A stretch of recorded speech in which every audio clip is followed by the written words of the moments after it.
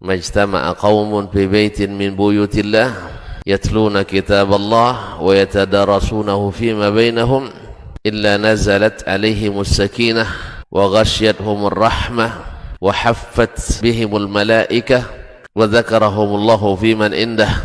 Tidaklah suatu kaum duduk di salah satu rumah Allah membaca ayat-ayat Allah.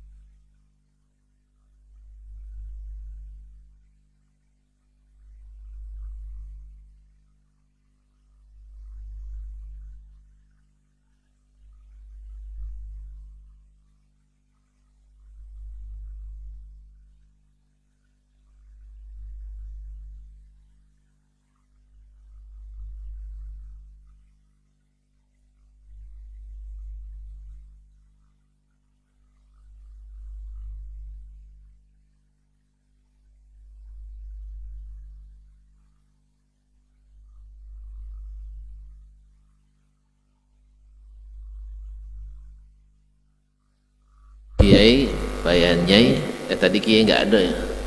Para Buya dan Umi yang saya muliakan, saya hormati, saya cintai. Kita sambung kembali. Kalau tadi dari sisi kepribadian yang berpengaruh dari seorang dai, mesti dai itu punya cinta, dakwah itu mencintai. Yang kedua, mesti punya kemampuan, yaitu senantiasa mengedepankan bagaimana meyakinkan, bukan memaksakan. Jadi meyakinkan, bukan memaksakan. Tentu saja dengan nanti akan ada turunannya dengan ilmu dan hujjah yang ilmiah, bukan doktrin, dogma, apalagi fitnah. Dan yang ketiga adalah mesti bisa dijadikan contoh yang hidup. Ibaratnya Al-Quran dan hadis berjalan. Oh, dulu Nabi Al-Quran berjalan. Allah katakan, Aisyah katakan, kana khuluqul Quran. Oleh sebab itu berhak disebut oleh Allah, wa innaka la'ala khuluqin azim.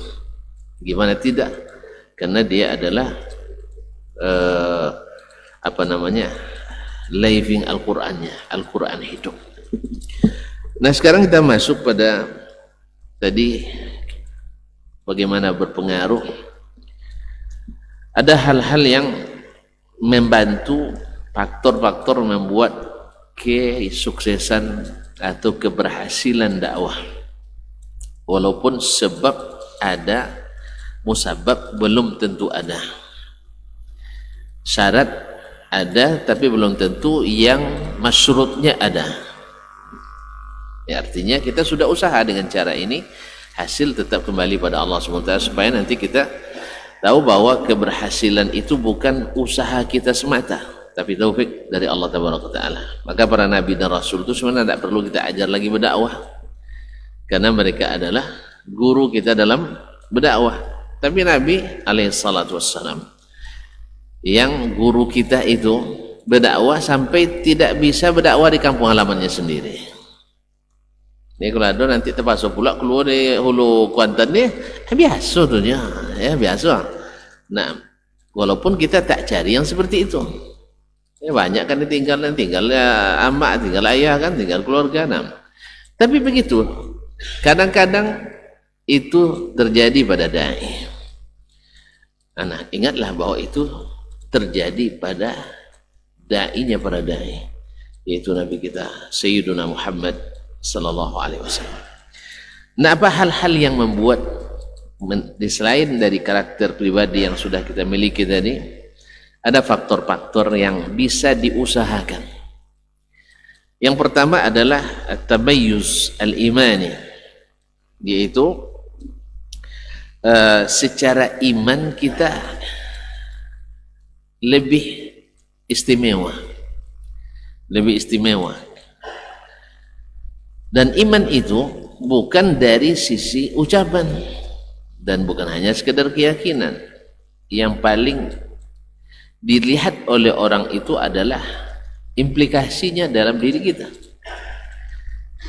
Ketika Nabi SAW misalnya, orang beriman itu selalu merasa percaya diri tinggi tapi tidak ujub. Harus bedakan antara ujub dengan pede, percaya diri. Keberaniannya luar biasa. Maka Nabi SAW bersama para sahabat di saat sulit tapi tak membuat orang putus asa. Ya, jangan nanti dai justru menjadi beban bagi mad'unya. Mad'u masih berani, dai penakut. Iya kan?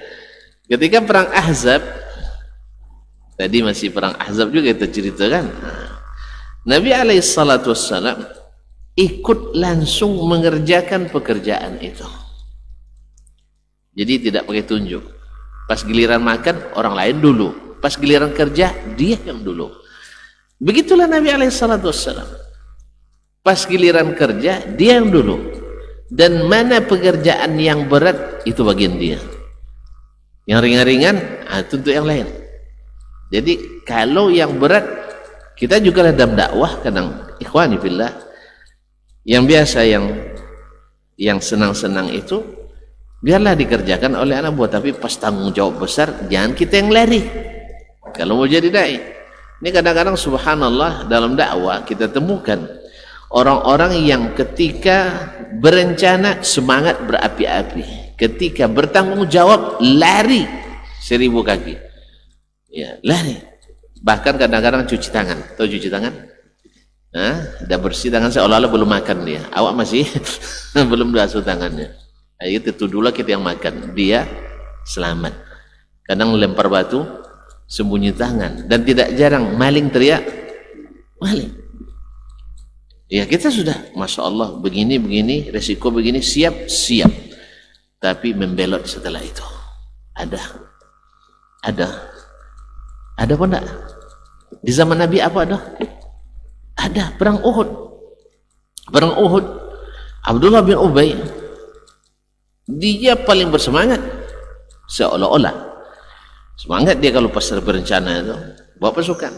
Sampai di Ajmatis Syaikhain Hayul Mustarah sekarang dia tarik sepertiga pasukan. Karena dia sudah melihat tidak berimbang kekuatan.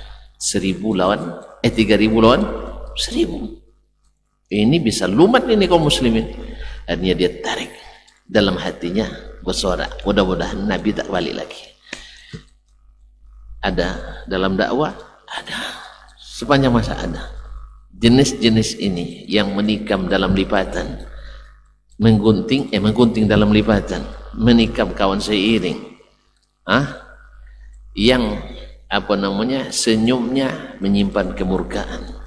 Nah, kadang-kadang lidahnya manis, hatinya ya istilahnya musang berbulu ayam banyak. Tapi tentu saja yang seperti ini kalau istilahnya bahasa Arab adalah rajulun naf'i, rajulun maslah. Bila maslahat ada, dia ada. Bila maslahat hilang, dia lari lintang pukang. Dan kita temukan di lapangan seperti ini. Nah, dai, dia harus punya kekuatan iman, bertahan lebih kuat. Bahkan mungkin dia yang terakhir.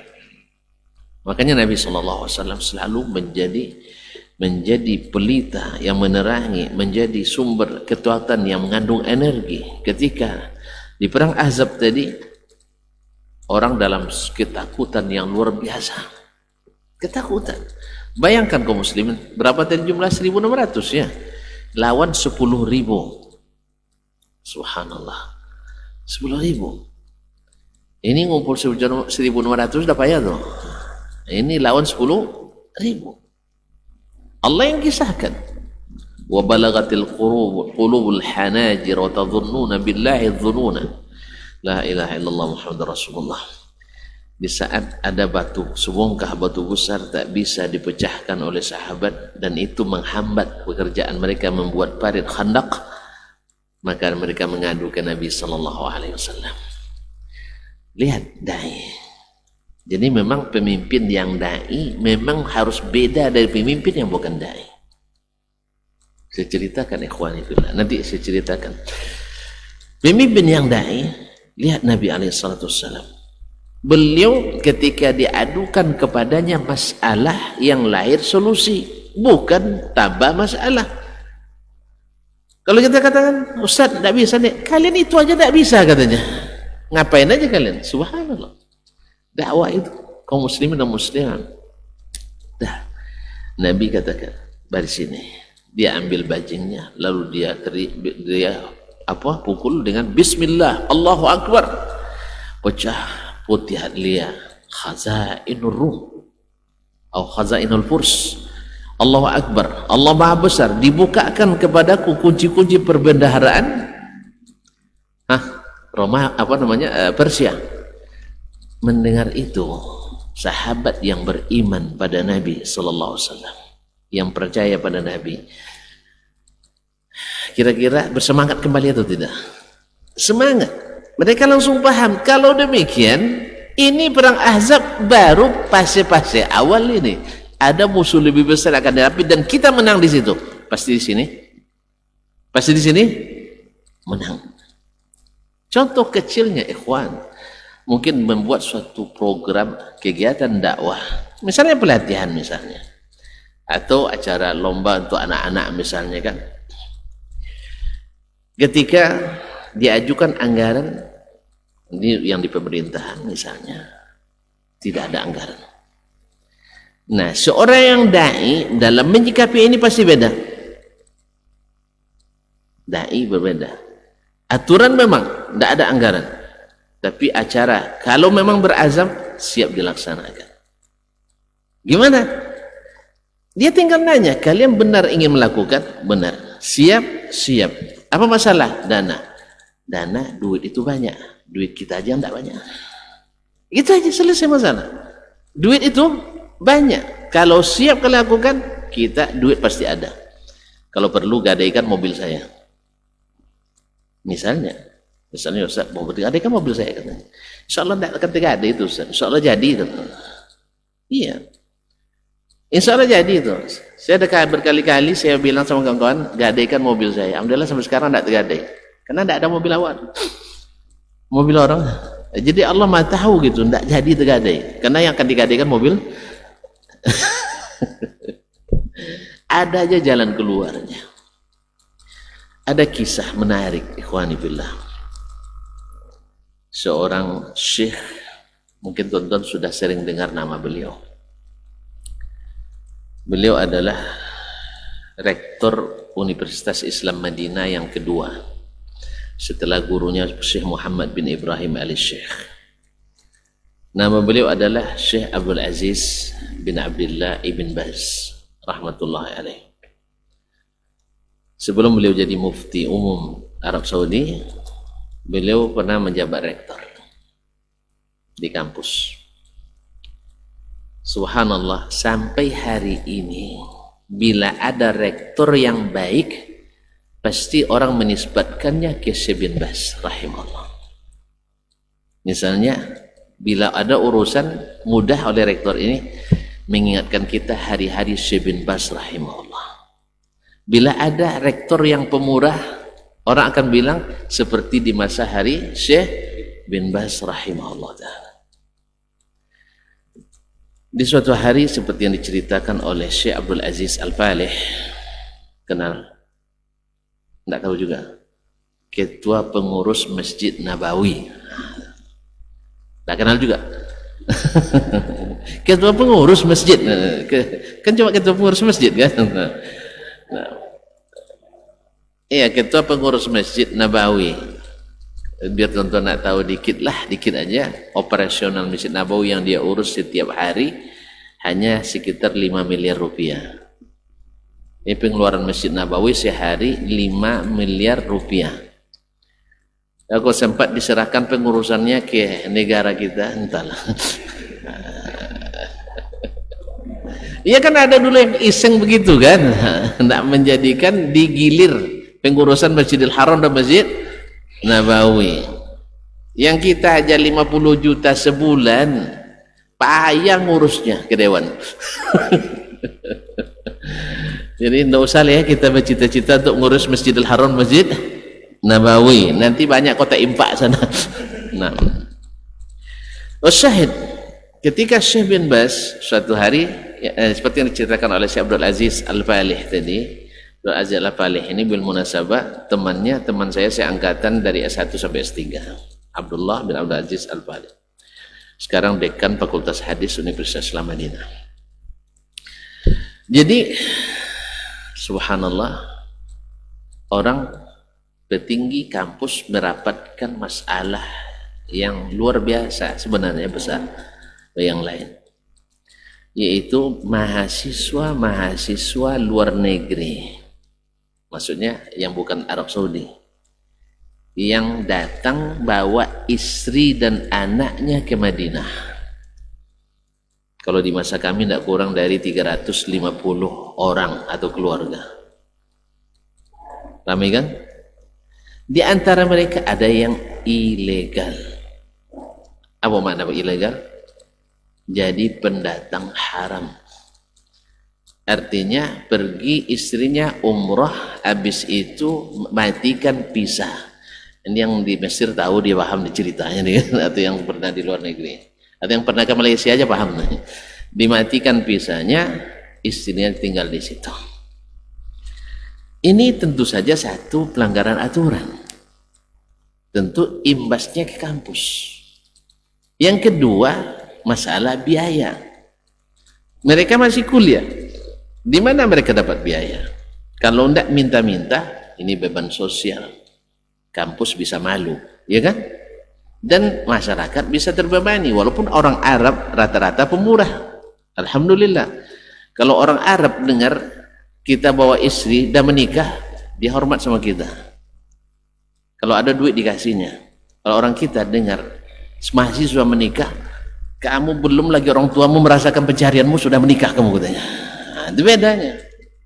Orang Arab sebagai negara Arab, mahasiswa menikah tambah beasiswa. Kalau di Indonesia mahasiswa menikah cabut beasiswa. Yang lama pun dikembalikan. Subhanallah. Pak ya, nikmat di negara kita.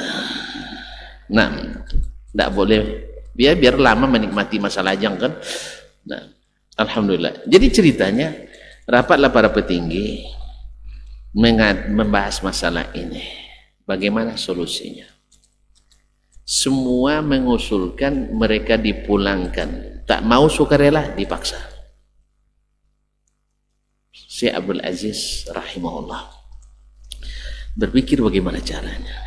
Dia rektor, hatinya takkan pernah menerima yang seperti ini. Akhirnya karena waktu sholat sudah hampir, kita istirahat dulu. Lepas sholat nanti kita membahas masalah ini kembali. Lepas sholat balik rapat, semuanya tetap dengan pendirian, mesti dipulangkan.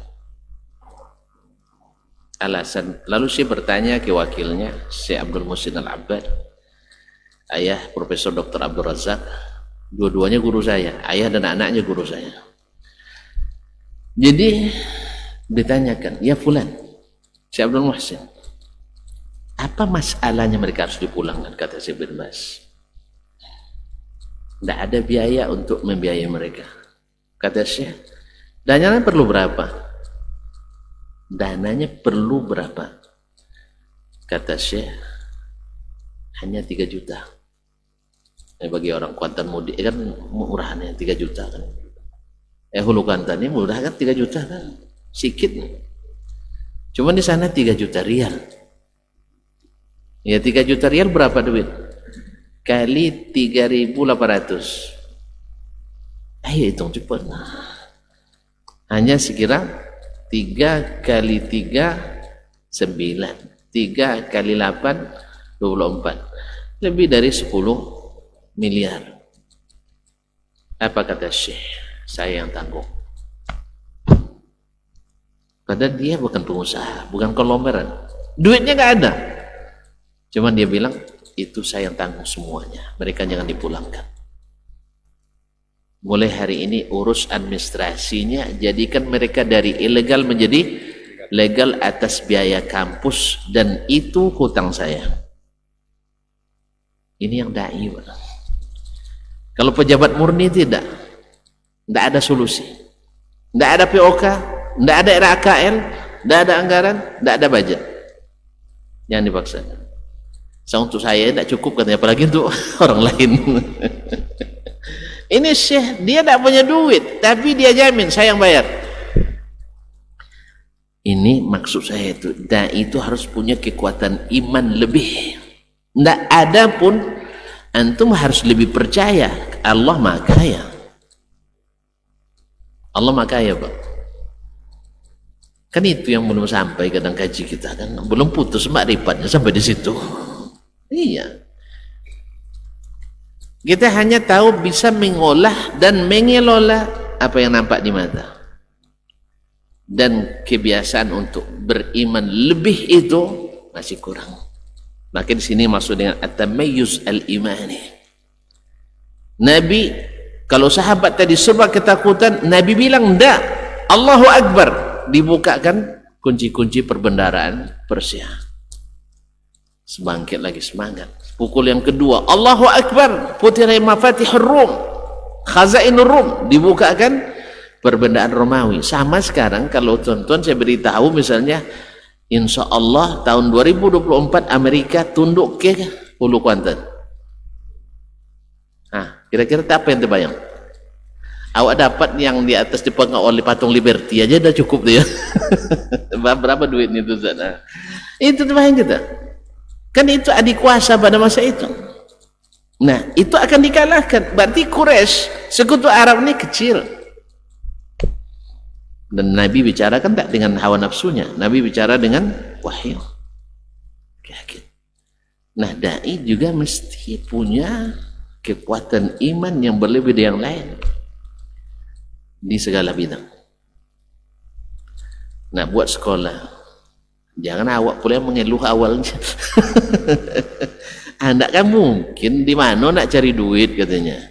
Orang nak menyandarkan diri ke awak kan? Saya bilang, asal tuan-tuan mau duit itu bersepah, cuman belum ada yang terkumpul di sini. Itu aja. Duit itu banyak. Ya, duit itu banyak, cuman belum ada yang untuk kita. Itu masalahnya. Tapi kalau Allah tahu di hati kita ada kebaikan dan kejujuran, Allah bukakan dengan izin Allah. Kemudian usaha kawan-kawan, bukan saya. Kami merencanakan buat pesantren Ibnu Utsaimin di Bangkinang itu, kalau selesai oleh kami 10 tahun itu sudah hebat. Tapi Allah berkehendak lain, tidak sampai 6 tahun insya Allah selesai. Silahkanlah berjalan ke sana, tengok-tengok. Nah, kaum muslimin, kemudian buat lagi Al-Fauzan. Awalnya rasanya tidak mungkin, jadi juga. Yang penting harus ada tamayyuz imani dari seorang dai. Nah, dan andainya pun, ini penting, andainya tak jadi terrealisasi oleh kita, ya kan? Tapi kita sudah punya mimpi, dan mungkin juga sudah dituangkan dalam bentuk rencana. Saya selalu kalau dengan kawan-kawan, kita tidak penting apakah selesai sekarang atau tidak, atau sama sekali tak berlanjut atau tidak. Yang penting kita mulai. Insya Allah, kalau sudah tawakal kepada Allah, wa may yatawakkal 'ala Allah fahuwa hasbuh. Demikian juga dalam berhadapan dengan masyarakat yang akan kita dakwahi. Antum jangan baca-baca masalah itu, nanti bahaya. Nah, gitu. Apa bahayanya di mana? Ini kan firman Allah, sabda Rasulullah. Tidak ada penghalang sama sekali kecuali ketakutan yang tak beralasan. Ketakutan yang tidak beralasan. Padahal halnya sederhana kaum muslimin muslimat. Ya. Mohon maaf kalau saya terlalu banyak menceritakan pengalamannya. ya, atau yang saya baca. Ya, karena itu yang dapat saya sampaikan. Masa Syekh tadi dia berani tanggung utang berapa tadi? 2 juta, 3 juta. Subhanallah, akhirnya menjadi sunnah hasanah. Sejak itu orang mendengar Syekh menanggung hutang untuk anak-anak kaum muslimin dari seluruh dunia. Kan besar itu. Berapa hutang Syekh? 3 juta. Subhanallah, ternyata di antara murid-muridnya atau orang yang kenal dengan kejujurannya, dengan kesahajaannya, datang pula orang kepadanya, Syekh, boleh saya ikut menanggung? Yang lain datang pula, Syekh, saya yang tanggung semuanya. Nah, begitu ikhwan. Jadi kita memang kalau bahasa manajemennya harus dai itu mesti visioner, pandangan ke depannya harus lebih tonjolkan. Insya Allah banyak harus optimis terus lebih. Makanya Nabi alaihissalam dikenal dengan dai yang seperti ini. Jadi Nabi tidak cepat lesu, tak cepat putus asa. Makanya doa yang selalu dibaca oleh beliau, Allahumma inni a'udzubika minal hammi wal hazan wa a'udzubika minal ajzi wal kasal wa minal jubni wal bukhl wa min ghalabatid daini wa qahrir rijal. Lihat, doa ini berpasang-pasang nih. Minal hammi wal hazan, galau, sedih, susah. Kemudian dari malas merasa pesimis. Yang ajzi wal kasal, pesimis lahir. Kalau orang pesimis lahir pemalas. Makanya kalau sudah pesimis malas. Dai tak boleh malas. Kemudian wa minal jubn wal bukhl, pengecut mesti kedekut. Orang pengecut mesti kedekut, orang kedekut mesti pengecut. Orang Arab bilang dalam syairnya, man lam yasbir ala malihi bil bazli lam yasbir ala nafsihi bil qatli. Orang yang tak bisa menginfakkan sedikit hartanya, jangan harap rela mengorbankan jiwanya. Dai itu siap sedia berkorban apapun, bahkan jiwa sekalipun. Ma'asyarul kiram dirahmati Allah. Karena waktu yang ini sudah mulai dilihat-lihat oleh moderator. Jadi sebenarnya saya ingin bawakan banyak contoh yang sifatnya faktual, bukan yang sifatnya teoritis, tidak. Contoh aplikatif. Ya, supaya tuh kita tak bilang itu kan teori Ustaz, siapa yang bisa melakukannya? Banyak yang bisa melakukan. Ma'asyiral kiram dirahmati Allah Subhanahu wa taala. Yang kedua, seorang dai dalam mencapai atau meningkatkan capaian dakwahnya mesti memiliki ar-rasidul ilmi, yaitu ilmu yang lumayan. Ibaratnya kalau kita nak berkeluarga dulu harus ada simpanan lah. Kalau berdakwah mesti ada ilmu yang kita miliki. Oleh sebab itu dai tak boleh berhenti menuntut ilmu. Maka muzakarah ilmu itu secara intensif, secara berterusan, berkelangsungan diadakan. Sekalipun berulang-ulang seperti yang saya katakan tadi. Anggap aja kita makan nasi yang berulang-ulang 3 kali sehari. Alhamdulillah tak ada yang bosan. Tak ada yang pernah mengadukan, waduh, kenapa nasi tiap hari? Ada. Kecuali orang sakit. Ya, orang sakit, iya. Ya, kalau ada orang tak mau ngaji berarti sakit itu. Apalagi kalau orang yang marah-marah bila mengaji, itu lebih parah, itu kena ma itu. Ma itu akibat daripada jarang mengaji atau tidak teratur mengaji. Sebagaimana orang tidak teratur makan atau sering lambat makan karena penyakit asam lambung. Ya, kalau ada orang nanti marah-marah dengan pengajian, saya yakin karena dia sakit lambungnya, jarang dapat subsidi nutrisi makanan yang sehat. Mungkin terlambat ngaji atau ngaji tak teratur, ditambah pikiran yang seringkali sumpek gitu. Kalau itu ikhwani, makanya ngaji ini jadi kebutuhan pokok, khususnya dai.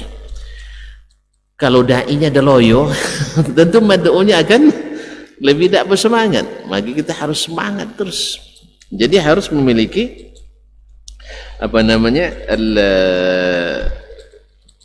zat bekal tentang minimal wawasan. Karena dai ini kan bukan mufti. Kita harus posisikan diri, beda mufti dengan dai. Dai berdakwah, menyampaikan sesuai yang dia ketahui. Ya, kita pelajari misalnya tentang akhlak dan adab Nabi, sampaikan itu. Nabi SAW begini. Lalu kalau ada yang bertanya, Ustadz, bagaimana kalau ada suami saya pingin nikah dengan istri orang? Apa hukumnya Ustadz? Misalnya, itu saya tidak bisa jawab itu. Tanya ke Pak. Tanya ke Ketua MUI dulu. Ketua MUI, itu tidak pernah saya jawab masalahnya. Biasa itu. Kita tanya ke lebih tinggi. Yang lebih tinggi dari kita ternyata belum juga terbahas misalnya. Tanya lagi yang lebih tinggi. Itu bukan aib bagi seorang dai. Tapi yang aib adalah kalau seperti yang saya katakan tadi, tidak pandai dipandai-pandaikan juga. Tidak tahu ditahu-tahukan juga, hanya ditahu basi. Allah Ustaz. Jadi fatwa dengan dakwah beda. Kalau fatwa ada syaratnya, tapi kalau dakwah cukup menyampaikan apa yang kita ketahui. Dan alhamdulillah kalau kita bagiannya dakwahnya yang ringan-ringan, insya Allah yang ringan itu kalau rutin berat di timbangan Allah. Jangan dipaksakan yang berat-berat. Antum nanti bukan pakarnya di bidang aliran sesat, tiba-tiba bahas masalah aliran sesat. Akhirnya yang tidak sesat pun sesat nanti. Makanya jangan masuk ke situ. Bukan bidangnya. Akhirnya kita pula tersesat ke dalam nanti. Biarlah para mufti kita, para ulama besar kita yang membahas masalah itu. Kita alhamdulillah dapat ngajak orang kampung masuk masjid 5 waktu rutin, dapat membawa anak-anaknya mengaji, kalau bisa menghafal Al-Quran, kalau enggak ayat-ayat apa istilahnya, ayat-ayat lazim ya, surat-surat lazim gitu. Dapat mengajar mereka sedikit bahasa Arab, Masya Allah, zikir pagi dan petang, tidur bangun tidur, masuk masjid keluar masjid. Bisa mengajak mereka menghormati yang lebih tua, menghormati orang tua, gitu ya. Itu aja. Nah, kalau nak meningkat, terpaksalah belajar dulu, pergi ke Mekah nanti, pergi ke Mesir misal, pergi ke mana-mana, upgrade ilmu kita. Jadi beda antara dai. Nah, kalau dai, ya mesti ada, memang harus ada saldonya. Harus saldo ilmu dan wawasan Islamnya mesti luas. Ya, kalau dai kita seperti beliau bilang tadi, kalau di kampung ya wawasan kampung dah Pak, ya sudah cukup itu, alhamdulillah. Kalau naik kecamatan, wawasan kecamatan, karena memang perlu mengenali siapa yang mad'u kita. Ya, mad'u kita seperti apa. Nah lalu ditingkatkan. Tetapi kalau seandainya kita diberi rezeki Allah SWT, ada anak-anak kita, ya anak-anak yang berbakat di kampung ini atau di kampung kita, diutus mereka belajar kemana? Keluar misalnya. Tidak mesti keluar negeri misalnya, belajar ke sekolah-sekolah yang thiqah, artinya yang mengajarkan ilmu dengan cara metodologi yang kokoh, ya, di atas Al-Quran dan Sunnah. Maka kita ikuti, kirim mereka. Kalau perlu kita iuran membiayainya. Nanti ketika pulang, jaga dia. Jangan suruh dia, kamu seperti apa, pergi seperti itu ilmunya, jangan tambah-tambah. Itu keliru kita. Ini kan sebagian gitu loh. Awak udah suruhnya ke sekolah tinggi-tinggi ke luar negeri. Pas pulang tidak boleh nambah-nambah kan gaji. Berarti tidak usahlah diutus. Karena tujuannya wa makanal mu'minuna liyanfiru kafatan. Falaula nafara min kulli firqatin minhum ta'ifatun liyatafaqahu fid din wa liyunziru qaumahum idza raja'u ilaihim. Nah, tidak mesti semuanya pergi angkat senjata berjihad. Tapi ada jihad lain yaitu angkat pena. Keluar menuntut ilmu. Dari setiap kelompok itu ada segolongan yang menuntut, ada sekelompok yang pergi menuntut ilmu untuk apa? Tafaqquh fid din, balik memberi peringatan, mengupgrade ilmu orang-orang daerahnya. Ya, bukan ngajak bertinju, bukan ngajak berbantah, tidak, tapi menyampaikan, meluruskan dan menambah kualitas ilmu kita. Ya, kualitas ilmu. Kalau yang masih mau terus berdakwah lagi, berkolaborasi dengannya. Kalau tidak pensiun, ajukan pensiun dini dakwah. Tidak ada masalah juga. Kan alhamdulillah anak kita sebulan dah pulang membawa masalah ilmu yang masya Allah lumayan. Oleh sebab itu saya sekarang fokus ke ngurus getah. Fokus ngurus. Nah, yang juga nanti biayanya akan saya gunakan untuk menambah kadar-kadar seperti ini. Terus. Ada yang ngadu ke saya dulu di musim haji, Ustaz. Masya Allah. 2 menit lagi, Ustaz. Nah, dari tadi tuh. Nah, dia bilang, sejak LCEC ini pulang payah saya berdakwah, Ustaz. Nah, justru tambah ringan dakwahnya, saya bilang. Tambah ringan. Gimana? Orang tak mau dengar kita lagi. Caranya berkolaborasi dengannya. Setiap dakwah di panel bersamanya. Banyak jemaahnya, kita ikut banyak jemaah. Jangan bermusuh. Ya kan? Mudah-mudahan dengan demikian dia terangkat, kita tak turun.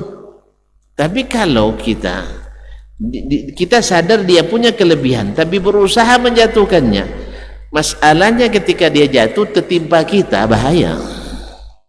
Dia jatuh, kita yang tertimpa. Akhirnya kita yang patah, dia enak dan jatuh di atas kita. Oleh sebab itu tidak usah dijatuhkan. Minta ulurkan tangan, ajak saya ke atas. Kan kita yang ngirim dia dulu keluar untuk belajar, supaya dia bawa tambahan ilmu. Kalau demikian kita, ikhwan kaum muslimin dan muslimat, akan hilang permusuhan, hilang hasad dengki di antara kita. Bersihkan. Masa dai tidak rela melihat orang berilmu? Berarti dai kita masalah sebenarnya. Ya, orang lebih ilmu dari kita justru marah. Tidak pas. Oleh itu ikhwan kaum muslimin dan muslimat, kita bersihkan hati dari sini. Dan kalau ada yang lebih berilmu, kita ambil ilmunya, berkolaborasi dengannya. Kalau gitu tidak bisa juga pensiun. Pensiun dakwah, banyak kerja lagi. Kalau hanya tujuan duniawi, lebih baik kita, ya kan duniawi yang dibuat seperti itu kan tujuan duniawi. Nanti timpik gelombang saya, gelombang apa ya? Timpik dah ada gelombang timpik dah. Gelombang timpik itu naik lagi dia. Coba tengok, sekali-kali duduk tepi pantai itu, tengok gelombang itu. Yang timpik nanti naik lagi dia. Kan namanya gelombang, kadang naik, kadang turun. Itu biasa. Nah, jelas ya? Nah, ini saya sudah ditilik-tilik terus. Nah, yang ketiga atau yang keempat, memang harus punya akal yang lapang. Kemudian hujah yang kuat. Hujah yang kuat. Kalau hujah tak kuat, tidak usah berdebat. Nanti justru atau tidak perlu dibantah. Sebab bisa saja awak nak membantah, awak terbantah.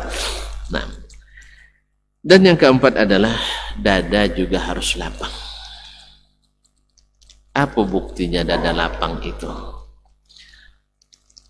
Apa bukti lapang dada itu?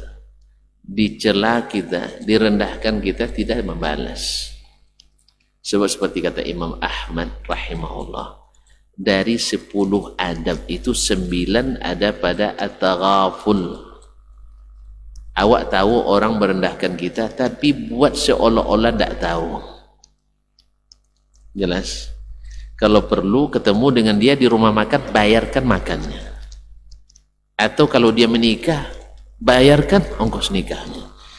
Seolah-olah kita tidak tahu dia sudah merendahkan kita. Alhamdulillah sudah banyak kita coba menjadi teman akrab setelah itu. Jelas, wajadilhum billati ahsan. Jadi oleh itu fa idzal ladzi bainaka wa bainahu adawatun ka'annahu waliyyun hamim. Orang yang dulu bermusuhan menjadi sahabat dekat. Makanya ikhwani kaum muslimin, dada itu harus lapang. Pikiran itu harus selalu tenang. Tidak perlu ada yang ditakutkan. Karena kita dapat satu, itu nilainya luar biasa. Ya kan? Apalagi kita ikut membantu saja dapat pahala. Maka inilah yang perlu dia ada pada setiap dai, sehingga dakwahnya mudah-mudahan diberikan keberhasilan oleh Allah Taala. Sebenarnya bicara dengan antum ini tidak habis-habisnya. Ya, wajah-wajah terang ini, masya Allah tabarakallah, menimbulkan inspirasi terus. Ya, saya baca pun kitab ini semuanya tidak bosan juga kita dengan antum. Tapi apa boleh buat, beliau ini tidak beri saya waktu yang lapang. Ya, nengok-nengok, dari dikirim lah, disuruh sama, yang itu juga sama tadi. Nah, tak apa-apa. Mohon maaf ya. Ya saya memang beginilah, saya santai biasa. Nah, kadang-kadang seperti tadi. Nah, ada juga tanya jawab. Ayolah, silakan. Terima kasih ya. Masih ada yang belum tersampaikan. Tapi masya Allah antum ini orang-orang yang mudah mencerahkan insyaallah taala. Nah, wallahu taala alam wa sallallahu ala nabiyyina Muhammadin wasallam. Wassalamualaikum warahmatullahi wabarakatuh. Baik.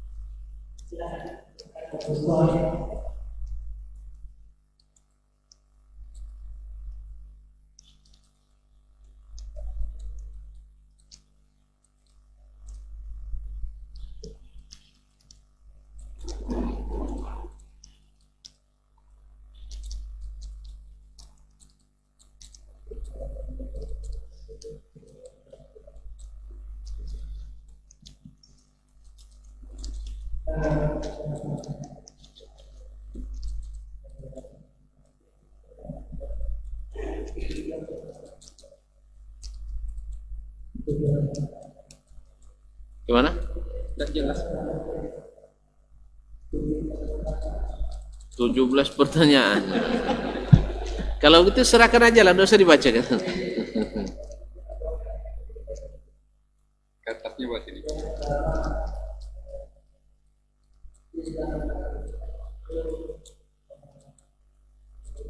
Tidak jelas. Atau tidak usah pakai mic ya? Tidak jelas. Tidak jelas. Mic. Hah?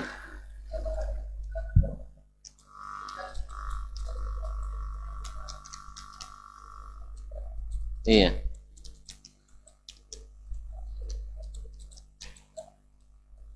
Sallallahu alaihi wasallam.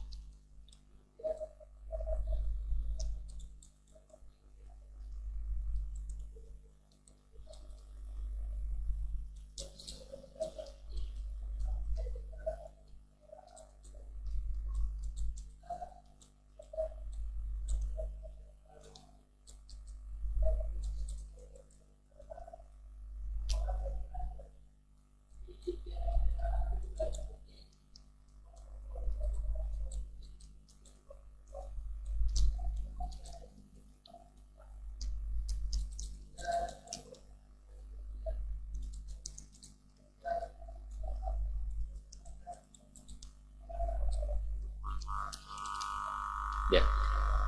Cukup satu aja dulu. Ini cukup untuk setengah jam, tidak cukup jawaban. Nah.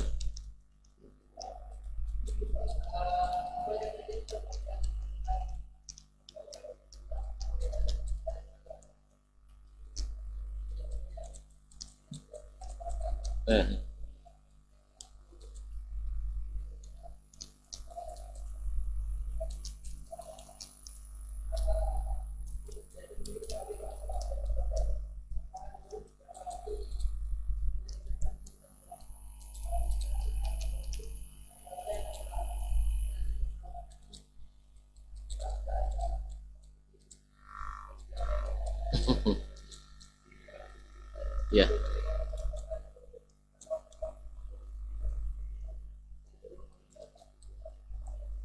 Baik, jazakallah.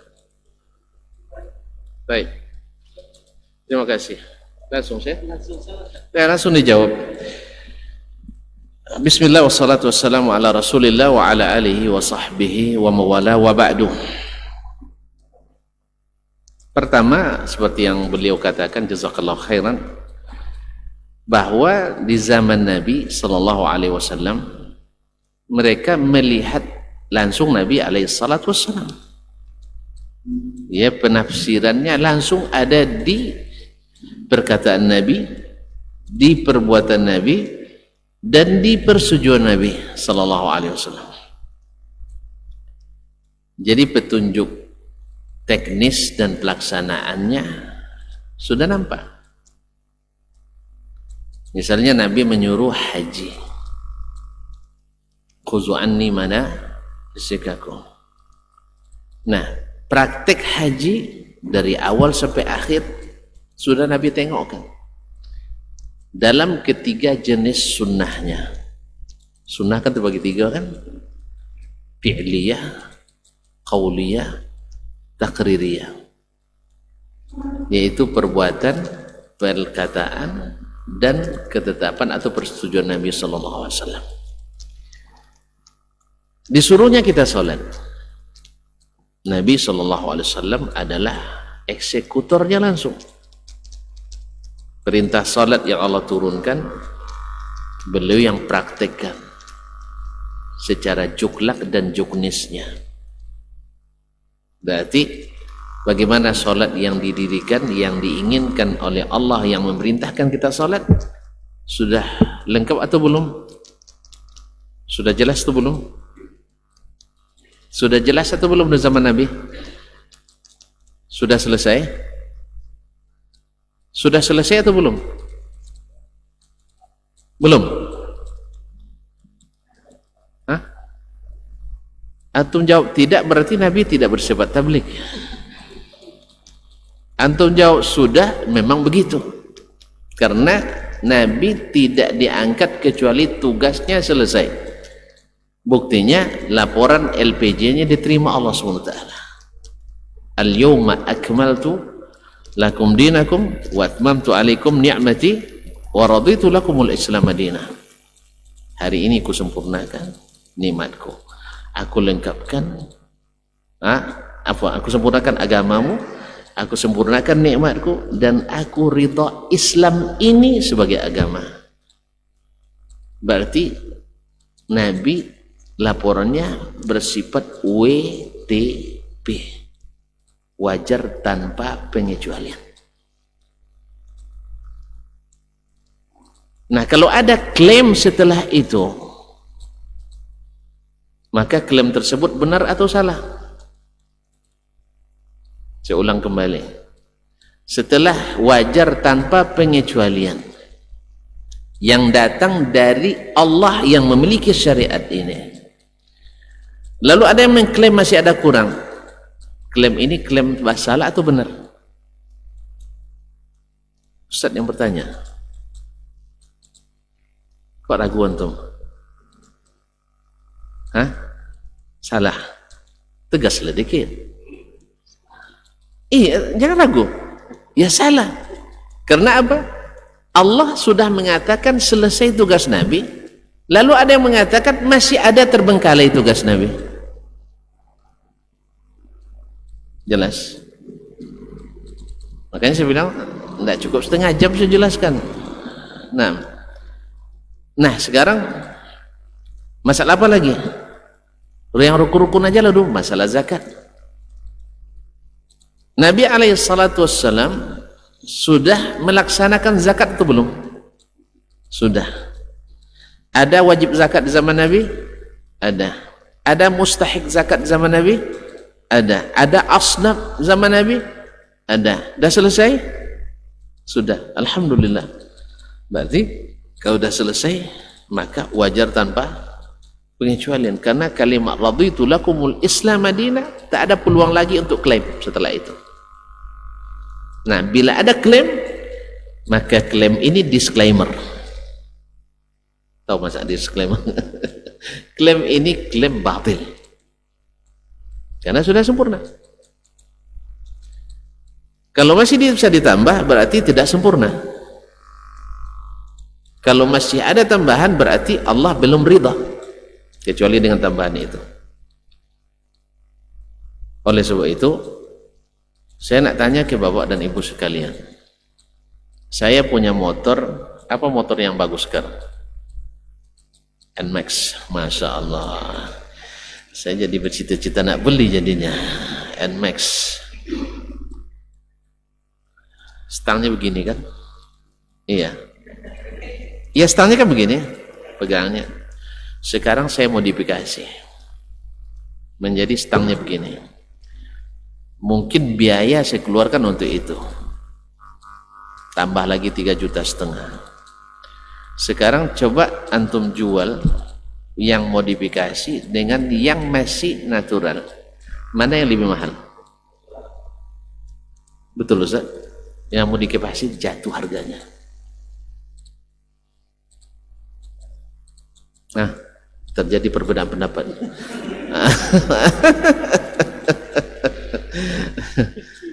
Nah, terjadi ikhtilaf rupanya ya.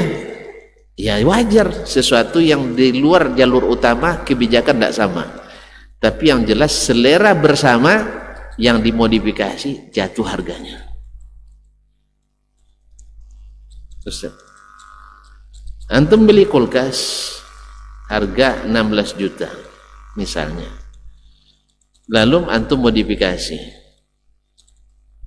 dengan mengeluarkan biaya. Modifikasi tidak ada yang tidak mengeluarkan biaya. Terus nanti antum jual, tambah harga atau turun harga? Turun.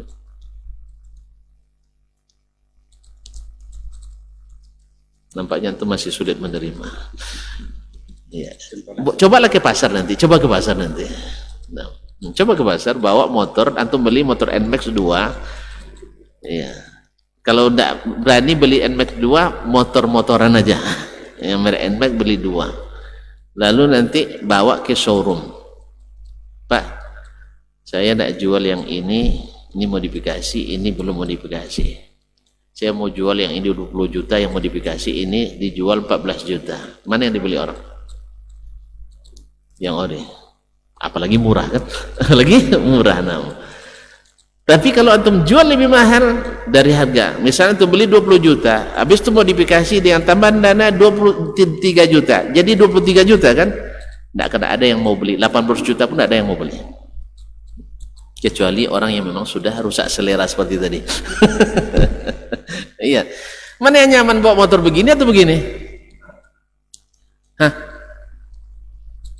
Iya yang normal ini, yang mahal, yang pas. Ini yang sudah rusak seleranya. Orang yang sudah rusak selera. Oleh itu, ikhwani billah, akhwati billah. Jadi pertanyaannya tadi, apakah ada? Kan kita di zaman Nabi, kan kita kembali ke Nabi. Zaman sekarang kan kita harus merujuk nafsiran para ulama. Ya. Nah, boleh tidak sebagian mengklaim tafsir ulamanya yang benar, yang lain salah? Saya nak balik pertanyaannya. Ada enggak di antara kita yang mengklaim ulamanya benar tapi tidak menyalahkan yang lain? Paham pertanyaannya? Paham? Ada enggak satu mengatakan ini sunnah, yang ini mengatakan ini bid'ah? Lalu antum pilih yang benar bid'ah, tapi ini tidak salah juga, ada gitu? Ustaz, antum yang bertanya, tolong dijawab.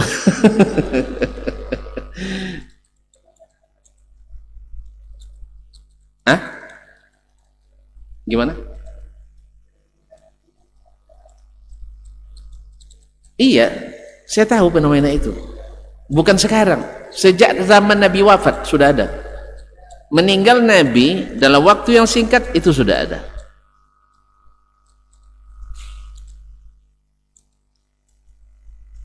Makanya saya tanyakan ke antum ini terjadi, sebagian ulama bilang ini bid'ah hasanah. Sebagian bilang ini bid'ah dhalalah. Saya pilih kullu bid'atin dhalalah. Mungkin tidak saya katakan pendapat saya ini benar, ini juga benar. Mungkin antum telah mengumpulkan dua hal yang bersahil, yang berlawanan. Tidak ada logika yang bisa menerima itu. Ketika antum memilih ada bid'ah hasanah, pasti antum menyalahkan pendapat yang mengatakan kullu bid'atin dhalalah, pasti. Jelas ya? Alhamdulillah. Kalau jelas berangkat ke langkah selanjutnya. Ini banyak langkahnya nih. Nah, kalau sudah jelas ini, berarti siapapun kita mesti menyalahkan yang lain yang tidak sama dengan kita pendapatnya. Pasti. Maka kalau ada yang mengatakan tak boleh menyalahkan, demi Allah tak ada yang bisa. Semua kita menyalahkan. Buktinya masing-masing menyerang. Ya kan? Masing-masing menyerang. Ini yang paling viral. Bulan ini apa yang paling viral? Ayo.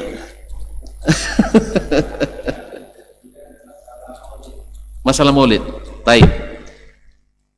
Dulu di zaman sahabat, mulai zaman Nabi, bulan maulid aman, tentram, tak ada masalah. Sah? Ada terbaca di sejarah di zaman Nabi pas datang maulid terpecah umat Islam antara pro dengan kontra. Nggak ada kan?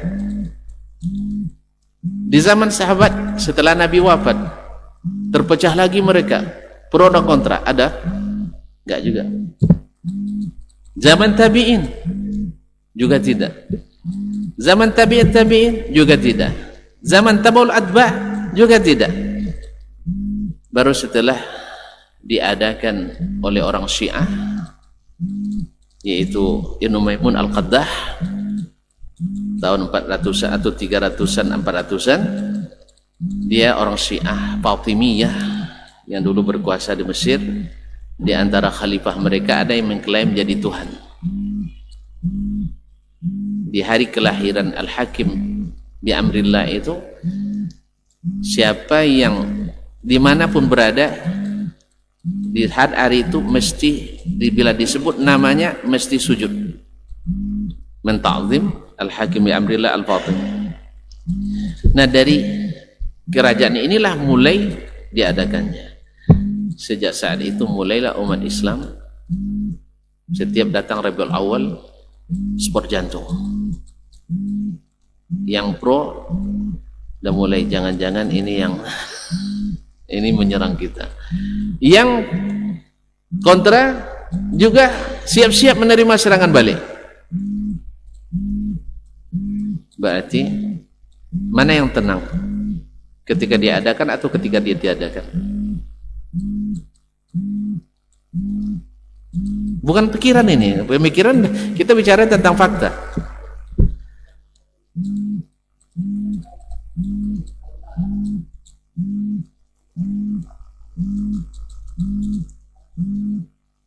Nah, mohon maaf, ini kan antum bicara ingin kasus per kasus lagi sifatnya kan. Pertanyaan umum. Sekarang selesaikan secara umum dulu. Nanti kalau selesai secara umum, nanti bagaimana kalau Ustaz Dasman diundang maulid ke Kuantan Hulu misalnya. Hulu Kuantan. Ini persoalan lain. Jangan dicampur-campur. Campur-campur tidak selesai masalah. Saya nak bertanya sekarang secara fakta, bukti empiris kata orang akademis. Mana yang lebih tenang ketika datang Rabiul Awal di zaman Nabi, zaman tabi'in atau zaman kita? Alhamdulillah. Ya. Kayaknya kalau antum ingkari kayak sama dengan mengingkari siang ini siang itu. Sejelas itu. Berarti lebih tenang orang ketika datang mulim sebegini zaman Nabi, masa sahabat, masa tabi'in. Nah, sekarang kita nampaknya senang kalau tidak senang. Kan itu masalahnya sekarang, senang atau kalau tidak senang. Maksudnya ini berat nampaknya, Pak. Apa yang kau rasakan, ku rasakan juga. Benar. Saya mungkin lebih duluan merasakan itu di antum. Kayaknya umur saya lebih tua dari antum kan? Iya, tahu lah, saya panitianya dulu. Saya ketua umumnya dulu. Jadi masalahnya ikhwani billah. Nah, sekarang dalam kasus seperti ini kita bicara tentang ilmiah ini, bukan masalah si fulan maulid, si fulan tidak maulid. Bukan ini maksud saya. Tapi sekarang secara ilmiah. Secara ilmiah. Mana yang lebih tentram ketika diadakan atau tidak diadakan? Jujur, kita harus jujur dalam cinta. Mana yang lebih tenang umat di bulan Rabiul Awal ini sebelum diadakan acara ini atau setelah? Mana yang lebih nyaman? Sebelum. Alhamdulillah. Kalau gitu, nah tentu siapkah kita untuk mengembalikan ketenangan itu atau tidak? Kalau belum siap, maka jangan berbantah. Itu aja lah. Yang nak maulid, maulidlah. Yang tidak, tidaklah. Ya, tapi secara ilmu kita harus tahu ini, bahwa umat tenang dan tentram sebelum kegiatan ini ada. Dan Islam sudah diterima tanpa pengecualian oleh Allah sebelum ini ada. Nah, bahaslah masing-masing. Kira-kira amal ini disukai Allah atau tidak? Kalau rasanya sampai pada konklusi, natijah, saya jamin ini diterima Allah, laksanakan. Kalau ternyata kita secara ilmu tidak punya bukti yang otentik bahwa itu dicintai Allah dan Rasul, maka punya keberanian. Saya kalau begitu saya tidak mau sia-sia. Tinggal lagi keberanian. Ini bukan masalah benci-membenci, tidak. Bukan masalah suka tak suka, tidak. Masalahnya kenyataannya seperti apa dan mana yang harus kita dahulukan. Nah, soal nanti seperti antum nak tanyakan tadi, sebenarnya belum sampai sini teman, cuman waktu dia nengok-nengok juga sekarang. Nah, lanjut aja. Nah. Ya. Subhanallah. Karena sekarang setiap tahun kita disibukkan oleh kasus seperti ini. Dulu bersahabat saya dengan Ustaz Syarbis, pas pembalap maulid saling membelakangi. Dulu saya bersahabat dengan antum, setelah bulan maulid kabarnya cinta-cinta, tapi cinta ternyata membuat saling benci. Jadi kan perlu pertanyaan besar dan keberanian besar kita. Nah, kalau masalah yang antum katakan tadi, ya saya kalau sempat jadi presiden besok 2024, dan itu sudah dianggarkan nanti oleh Panggar bahwa ada acara PHBI namanya Maulid Nabi. Untuk saat ini saya akan tanda tangani setuju. Paham? Paham? Itulah namanya fikih dakwah itu. Tapi kalau sudah seperti zaman Umar bin Khattab, masyarakatnya nanti saya usulkan daripada acara ini lebih baik kita jadikan beasiswa. Berapa banyak anak yang berilmu dengan beasiswa ini. Tapi untuk saat ini belum jelas. Mana tahu nanti tuan-tuan tagih, nanti pas saya jadi presiden tagih tuh, Ustaz janji kemarin jangan lupa. Mohon maaf ya. Nah, jadi kalau itu, jadi apa namanya, apakah boleh kita, kan itu pertanyaan tadi, mengatakan bahwa syekh saya benar, syekh yang lain salah? Saya katakan semua yang berikhtilaf, kalau dia menyalahkan yang membenarkan yang ini, otomatis menyalahkan yang lain, baik secara fakta maupun secara teori. Buktinya ketika tidak setuju dengan pendapat, pasti luar biasa serangannya dari semua pihak yang bertikai. Maka tidak ada manusia kecuali menyalahkan. Yang kedua, boleh tidak kita meyakini bahwa kita benar yang lain salah? Tidak boleh.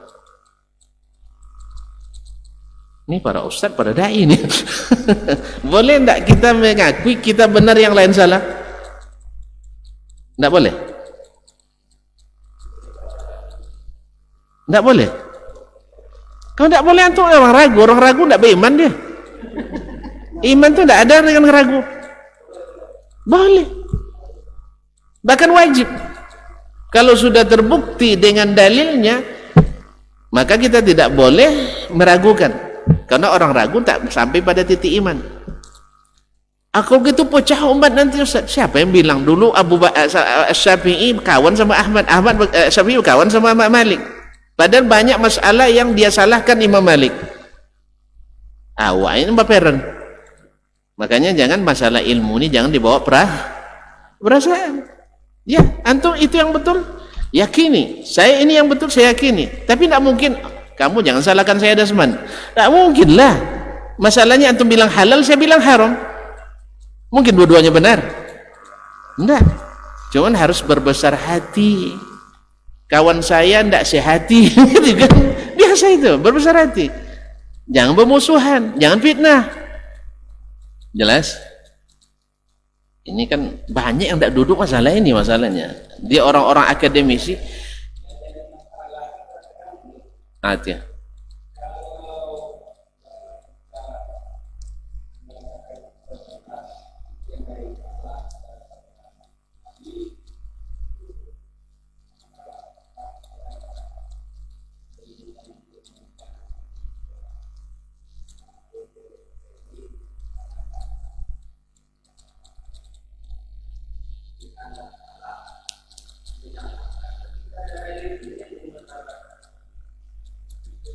Jadi menyalahkan tanpa dalil.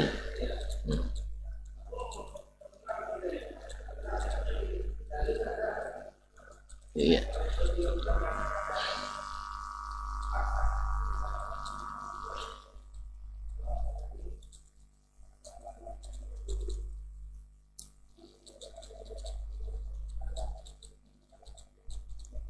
Iya. Ya, memang secara fakta di lapangan memang banyak orang yang menyalahkan tanpa dalil. Tetapi kenyataan ini tidak merubah hukum. Ya. Ya namanya hukum kalau berdasarkan pelanggaran nanti banyak hukum berubah tiap hari. Ya kita kan bicara hukum secara hukum itu statis sifatnya tetap. Fatwa yang berubah. Hukum tidak berubah dia. Tapi fatwa boleh berubah. Misalnya sekarang hukum dasarnya wanita boleh tidak naik kuda? Kami tidak berfatwa Ustaz. Ayolah, oke lah. Wanita boleh tidak naik Honda? Aha. Apa beda naik Honda naik kuda? Kan di atas juga, nampak juga kan? Iya kan? Boleh tidak wanita nyetir? Hukum asalnya al-aslu fil asya al-ibaha. Hukum asalnya segala sesuatu yang bersifat duniawi ini boleh. Jelas? Tapi ada keadaan-keadaan tertentu ya yang hukum ini tetap tidak boleh, cuman fatwa mengatakan tidak boleh. Ya Pak ya? Nah, tidak boleh. Misalnya bila dikhawatirkan dia nyetir sendiri, hampir dipastikan dia menyeleweng misalnya, maka kita katakan di saat itu haram dia nyetir. Hukum tidak berubah, yang berubah ini fatwanya. Karena fatwa berubah dengan perubahan waktu, tempat, keadaan. Demikian juga tadi, boleh tidak menyalahkan? Ya boleh. Tapi ketika kawan itu marah disalahkan, tidak usah salahkan waktu itu, nanti aja. Itu kan? Ya ada bos kita jelaskan nih dalilnya, tidak mau juga dia terima. Ya jangan dipaksakan. Tidak usah. Ini maksud menyalahkan itu boleh, itu bukan maksud saya begini, ikhwan para ustadz ya. Jangan cari-cari kesalahan orang, bukan itu maksudnya. Nanti antum baca buku tulisan saya, nanti saya cari berapa kesalahan Dasman. Kalau itu maksudnya ya enggak lah. Tapi kalau terjadi khilaf di antara ulama dalam suatu masalah, misalnya masalah tadi, apa masalah tadi? Sunnah bid'ah, halal haram, yang satu bilang halal, yang satu bilang haram. Lalu saya pelajari dengan ilmu yang Allah izinkan saya memilikinya, lalu saya tarjih ternyata halal. Maka otomatis saya menyalahkan yang mengatakan haram. Dan menyalahkan tolong jangan ditafsirkan merendahkan. Kalau ditafsirkan merendahkan nanti itulah makanya jadi seperti orang-orang Quraisy nanti kita.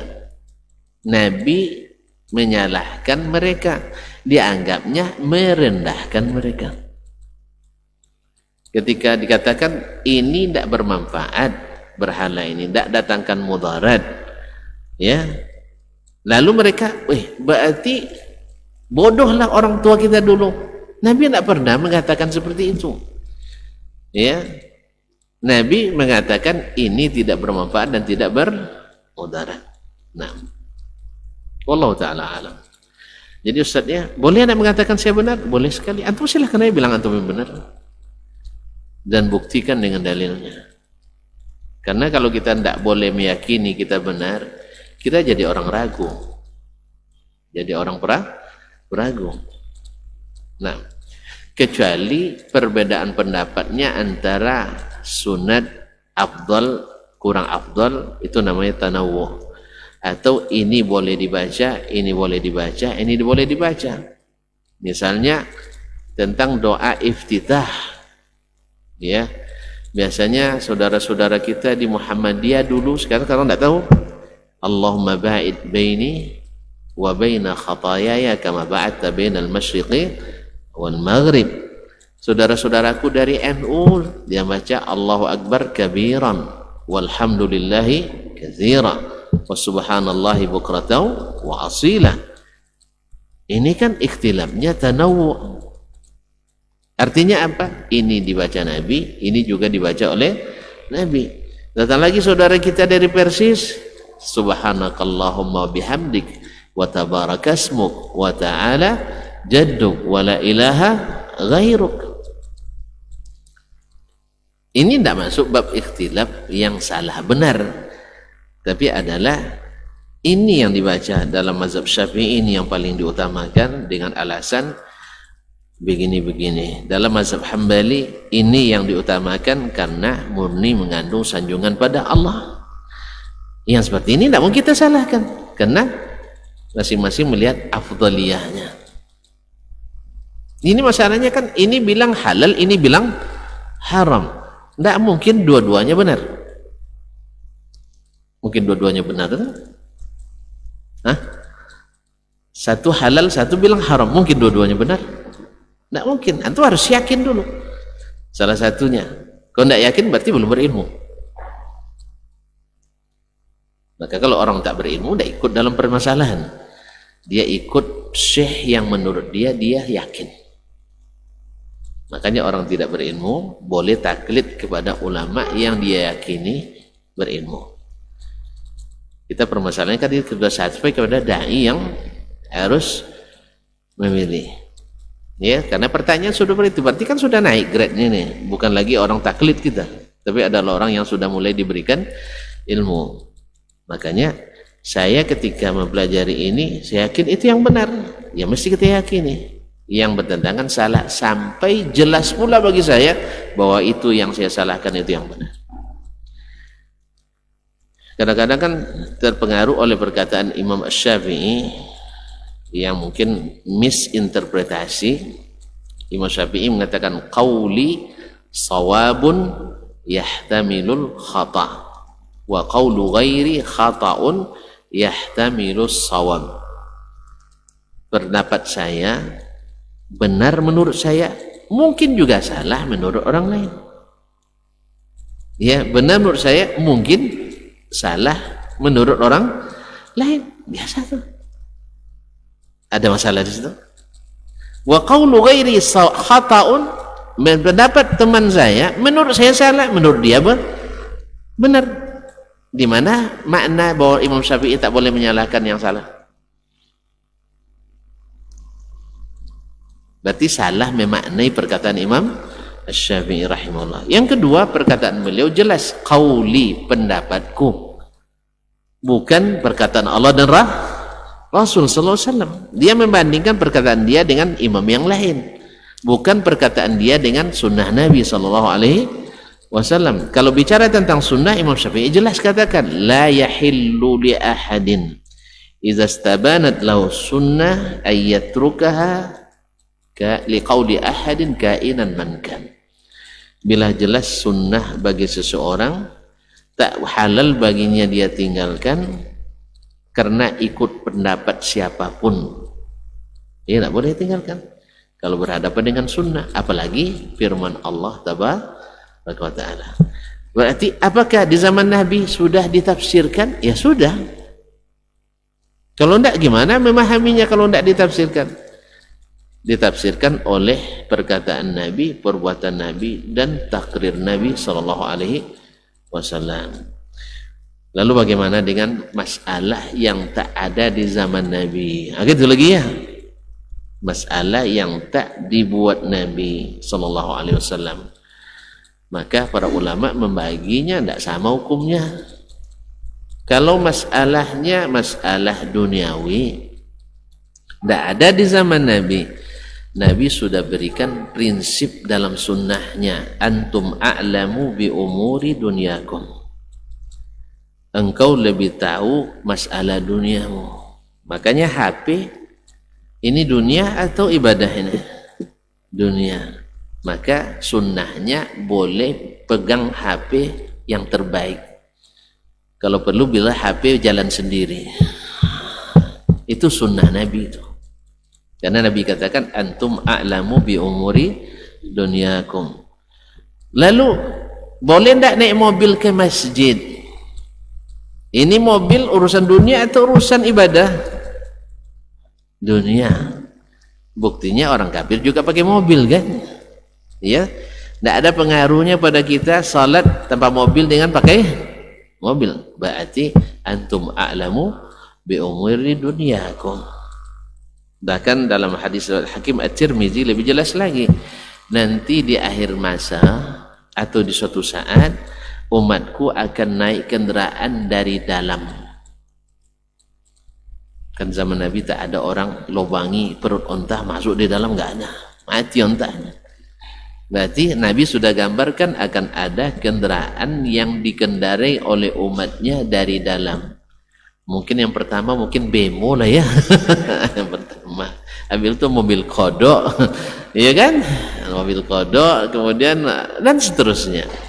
Berarti sunnah Nabi, karena Nabi sudah bolehkan itu. Belum ada barangnya dia sudah tunjukkan. Yang seperti ini bebas. Makanya azan pakai apa tidak boleh dikatakan bid'ah. Hanya alat. Sebab saya misalnya ceramah tanpa mikrofon, tidak ada masalah, sah ceramah saya, sah azan saya. Cuman dulu orang naik ke menara azannya, sekarang tidak usahlah naik, ini yang naikkan talinya ke atas. Iya, substansinya sama, menyampaikan pengumuman sholat. Berarti tidak kait mengait dengan masalah ibadah secara langsung, dia hanya sarana yang sifatnya duniawi. Daripada berpeluh itu muazzin naik ke atas, lebih baik dia azan di ruang ber-AC. Ya, masalah duniawi, masalah duniawi antum a'lamu bi umuri dunyakum dan seterusnya. Jelas? Yang pertama, yang kedua, masalah yang sifatnya agama murni. Nah, kita lihat lagi, ada enggak sebabnya di zaman Nabi? Bisa dilakukan di zaman Nabi, sebabnya ada. Ya, kalau kita ambil contoh maulid lagi, sebabnya apa tadi? Mencintai Nabi kan? Ada sebab mencintai Nabi zaman Nabi, ada. Sebab itu ada enggak? Orang zaman Nabi mencintai Nabi apa enggak? Alhamdulillah. Mencintai Nabi? Mencintai. Nah, Nabi sudah lahir pada waktu itu? Atau belum lahir? Nabi sudah lahir apa belum? Sudah, alhamdulillah. Sudah diketahui lahirnya? Juga sudah. Nah, mungkin tidak mereka melakukan? Ya, mungkin tidak mereka melakukan? Mungkin. Tidak ada penghalang, tidak. Lalu Nabi tidak melakukan, berarti sengaja tidak dia meninggalkan? Sengaja. Kalau sengaja, kita tanggal bulan ya, nawaitu, sengaja aku meninggalkannya.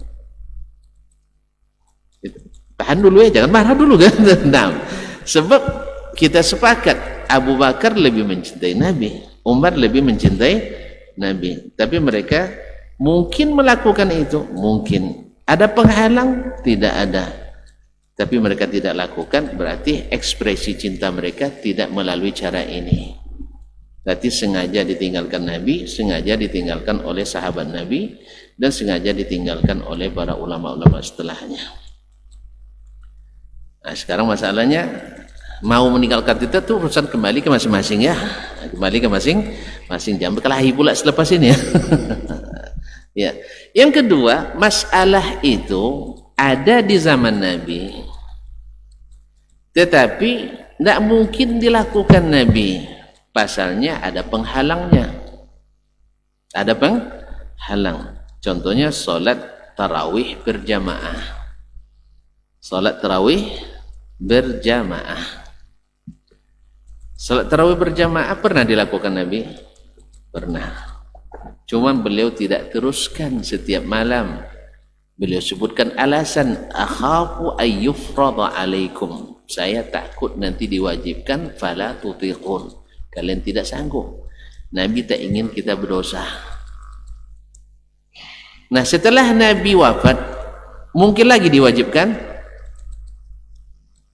Tidak mungkin. Kenapa? Syariat dah selesai, dah sempurna tadi, tidak ada kewajiban lagi, tidak mungkin diwajibkan, karena Nabi sampai meninggalnya tak mewajibkan salat tarawih berjamaah. Berarti setelah Nabi wafat hilang penghalang itu, maka kembalikan ke sunnah Nabi Sallallahu Alaihi Wasallam. Yang seperti ini jadi kembalikan ke sunnahnya. Jelasnya ada penghalang zaman Nabi. Jelas? Baik. Yang ketiga, sesuatu yang tak ada sama sekali di zaman Nabi, tetapi dia menjadi sarana untuk beribadah kepada Allah Tabaraka wa Ta'ala. Kita lihat lagi, kalau dia wasilah itu dilarang dalam syariat, maka tidak dibolehkan. Misalnya, salah satu cara memuliakan kiai kita dengan menyalami tangannya, kadang sampai cium tangannya, ya kan? Laki-laki ataupun perempuan. Kalau ada santriwati tak cium tangan kiai, dianggap kurang adab. Nah, lalu kita katakan ini wasilah untuk menghormati kiai yang memang harus dihormati, tapi bertentangan dengan syariat. Boleh enggak saya menyalami istri antum? Nah, boleh ya? Enggak boleh, pasal tidak mahram. Berarti kiai dengan santriwatinya mahram apa tidak? Tidak mahram. Berarti sarana ini mesti ditinggalkan karena bertentangan dengan syariat. Jelas ya? Alhamdulillah. Atau misalnya dulu masjid sederhana, tak pakai semen misalnya, sekarang kita semen, boleh apa tidak? Kita lihat lagi, ada enggak larangan memakai semen? Tidak ada. Ada melarang memakai keramik? Tidak ada. Buat keramik merubah solat? Juga tidak. Berarti bikin keramik di masjid boleh apa tidak? Boleh apa tidak? Ya boleh, karena dia sarana yang tidak ada dilarang dalam syariat. Ini namanya al-masalih al-mursalah. Nah, ini penting didudukkan oleh kita.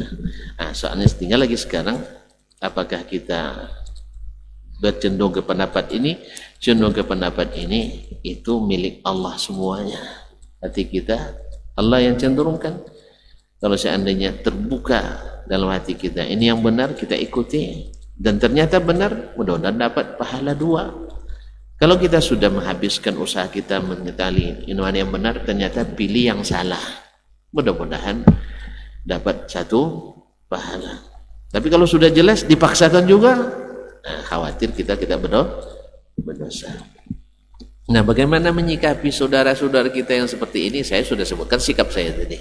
Kalau jadi presiden tahun 2024, ada anggaran dari Hulu Kuantan, saya akan ACC.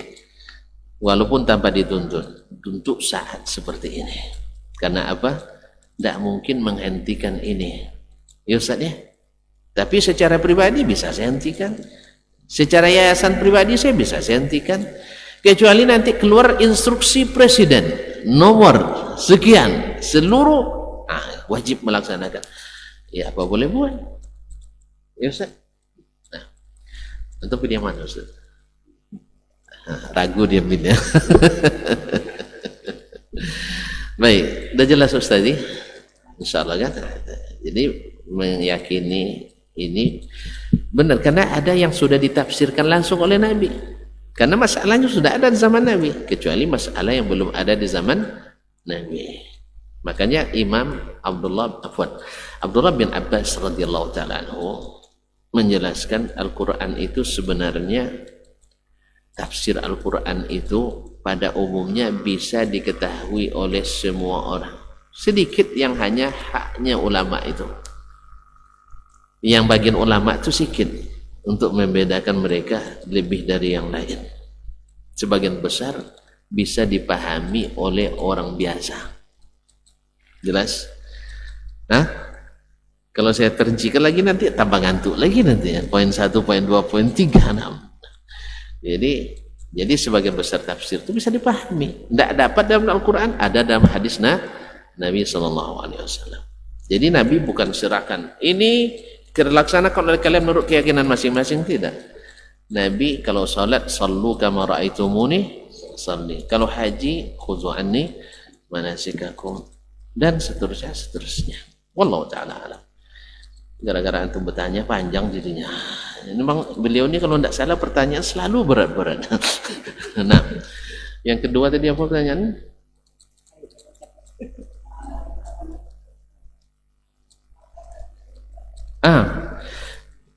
Antum telah melaksanakan sunnah, telah melaksanakan sunnah Nabi SAW. Idza uqimatis salah wa hadaral asya fabda'u bil asya. Bila didirikan salat dan hadir makanan, dimulai dengan makan dulu. Kan keadaannya lebih baik makan sambil mikirkan salat daripada salat mikirkan makan. Nah, itu tidak masuk mendahulukan urusan dengan makhluk, ya, karena ini urusan dibolehkan oleh Al-Khaliq. Makanya Allah SWT paham atau tahu sekali apa inginnya hati. Kalau sudah nampak makanan pasti lebih ingin makan daripada salat, maka mulai dengan salat. Tidak ada pelanggaran di situ. Kalau keseringan tidak ada masalah. Nah, tidak ada masalah. Karena sudah dibolehkan. Cuman jangan antum sengaja pas waktu sholat turun makanan. Nah, itu masalahnya. Nah, itu direncanakan namanya. Tapi kalau tidak ada campur tangan antum, ya setiap mau sholat dihadirkan makanan oleh orang, makan dulu. Nah, dan antum bahkan boleh meninggalkan sholat berjamaah. Seperti yang dilakukan oleh Abdullah ibn Umar ibn Khattab. Cuman tadilah jangan dibiasakan seperti itu. Nah, ya, andainya antum sedang di rumah nih, tidak tahu, tidak tengok-tengok jam, tiba-tiba azan, makan nanti, dan ada tamu pula, makan dulu. Tapi dengan syarat nanti antum berjemaat pula dengan kamu. Nah, jelas. Tapi kalau sudah kebiasaan lain lagi, kita yang berencana namanya. Baik. Barangkali itu ajalah pertanyaan saya. Itu sudah memenatkan antum malah. Ya. Makanya saya sebenarnya menjawab pertanyaan itu segan saya. Iya. Saya pernah ditanya oleh mantan Gubernur Riau di Mekah waktu itu, pertanyaannya lebih berat dari pertanyaan antum itu. Saya balik ke beliau, Pak, saya menjawab tidak menurut keinginan Bapak, tapi menurut ilmu yang saya ketahui. Saya tidak punya target di situ pejabat Pemprov semua itu. Ya, hampir seluruh kepala dinas hadir waktu itu di Mekah. Dengan Ibu Gubernur ada. Jadi, saya tanya, Bapak siap tidak mendengar jawaban saya? Kalau Bapak tak siap dengar jawaban saya, mohon saya tidak menjawab sekarang. Tanyakan ke ustaz yang lain. Ya, daripada nanti beliau tersungging, habis itu tersinggung. Nah, gitu kan. Saya tidak punya target menyenangkan Bapak, tapi saya punya target mendengarkan kepada Bapak ilmu yang harus ketahui. Kalau siap dengan jawaban, saya jawab. Kalau tidak, mohon tanya ke ustaz yang lain. Karena bola panas, dia balikkan lagi ke saya. Siap ustaz, katanya. Ya, rasain tuh. Maka saya jawab dengan jawaban yang sangat detail lah, insya Allah sepanjang yang saya ketahui. Akhirnya, alhamdulillah mereka bisa menerima. Buktinya setelah pulang masih diundang ke Anam, ke Gubernur Anam. Alhamdulillah, Tuan Haji. Ya, sekarang tidak lagi, kan udah ganti gubernur kan. Mungkin nunggu kita jadi gubernur dulu nampaknya. Tapi jangan kasih tahu, nanti di-tackle kita. Nah, alhamdulillah jadi pemimpin lebaran. Enak jadi seperti antum ini, seperti kita ini, dai. Dai itu senang, Ustaz. Dilarang pun berdakwah, kita tidak dilarang bekerja kan? Ya, alhamdulillah. Maka nikmatilah predikat tertinggi tadi, wa man ahsanu qawlan mimman da'a ila Allah. Berbahagialah tuh. Berbahagialah kita. Kalau saya nanti sempat berputus asa pula, tolong beri semangat dia, Ustaz. Jangan lupa, kemarin Ustaz bilang semangat ya. Insyaallah. Terima kasih dan mohon maaf ya. Ya Ustaz. Jazakallah khairan, barakallahu fikum. Ini yang bisa kita sampaikan. Dan mudah-mudahan yang benar itu semata-mata taufik dari Allah. Yang salah, tahulah tuan-tuan, yang namanya manusia lemah, mungkin juga dari syaitan. Kepada Allah saya mohon ampunan, kepada bapak-bapak, para ustadz, ustazah, mohon dimaafkan, dan juga perlu masukan agar kita selalu menuju ke arah kebaikan. Terima kasih. Yang saya serahkan kembali kepada ustadz moderator. Mohon maaf juga ustadznya. Nah, saya sering nyinggung-nyinggung antum gitu ya. Iya, ya mudah-mudahan tidak baperan juga kan. Alhamdulillah, terima kasih. Subhanakallahumma bihamdik, asyhadu an la ilaha illa ant, astaghfiruka wa atubu ilaik. Wassalamualaikum warahmatullahi wabarakatuh. Ikuti dan hadirilah Safari Dakwah Indragiri Hulu dan Kuantan Singingi Ustadz Dr. Desman Yahya Ma'ali LCMA Hafizahullah Ta'ala. Ustadz Dr. Desman Yahya Ma'ali LCMA Hafizahullah Ta'ala.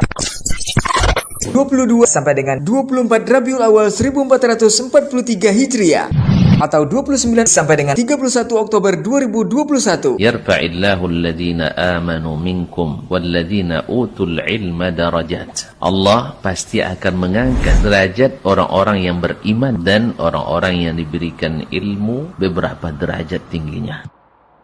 Jumat 22 Rabiul Awal 1443 Hijriah atau 29 Oktober 2021 Masehi, Masjid Nurul Huda, Petar Batu Rijal Hilir, Pranap Indragiri Hulu. Islam rahmatan lil alamin. Ba'da Isya.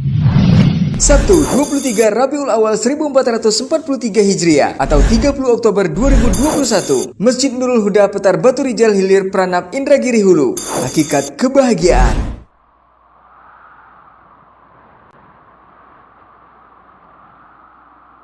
Dan Ba'da Maghrib, Masjid Ar-Rahmah Benai Kuantan Singingi, sebelum semuanya terlambat.